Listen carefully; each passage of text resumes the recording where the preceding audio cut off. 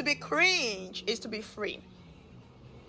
Yeah, it is. To be cringe is to be free. Frank Kafka once brilliantly said, I was ashamed of myself when I realized life was a costume party and I attended with my real face. I thought I was doing the right thing, being honest, being myself, just showing up as I am. But that's not how the world works, is it? People don't want truth or depth. They want comfort and ease. They don't want to think too hard or feel too much. They want simple conversations, simple answers, simple people. They wear smiles that mean nothing. They nod at things they don't believe. They laugh at jokes they don't find funny just to stay part of the crowd. So when you show up with your real face, you become a problem. They won't say it. They'll just look away a little quicker, laugh a little too loud when you speak, leave you out of the next thing. And you start to wonder, was it really courage to be myself? Or just a mistake? Because the room is full of people wearing masks.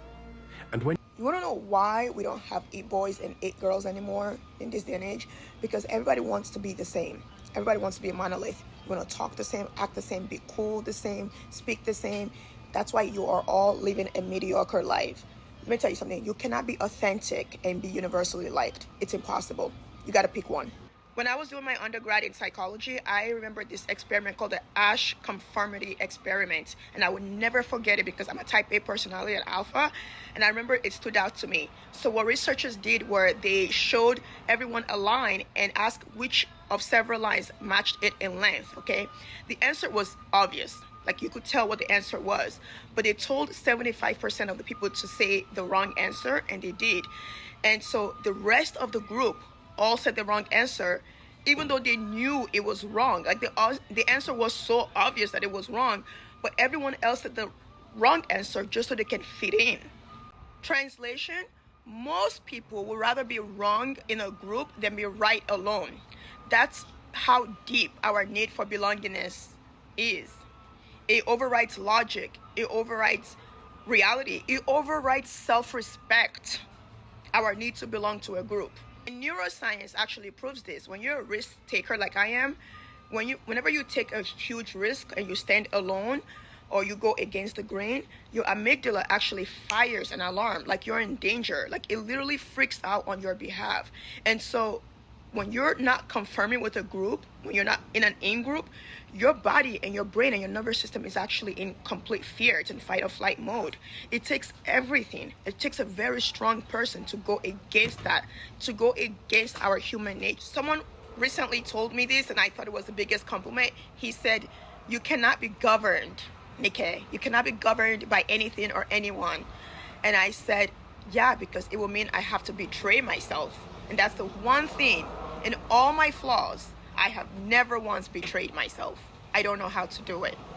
Everyone is terrified of being cringe, but cringe just means you're showing up before the world gives you permission to. Every great innovator, every great creator, everyone who's ever made a difference in this world were once called cringe. They might have different names at different times, but no one thought they were sane. No one thought they were normal. Everyone looked at them like they were weirdos. But I would rather be called cringe and a weirdo than be called a conformist in my life. The moment I conform to the world, the way the world works, I have lost.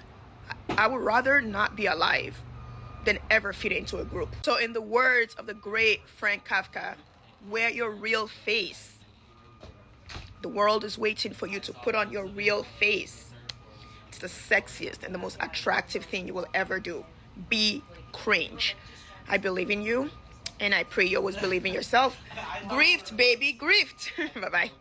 My thing, what I hope to do all the time, is to be so completely myself, which that's what I hope I am.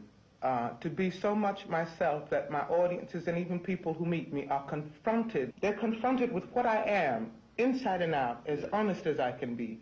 In this way, they have to see things about themselves.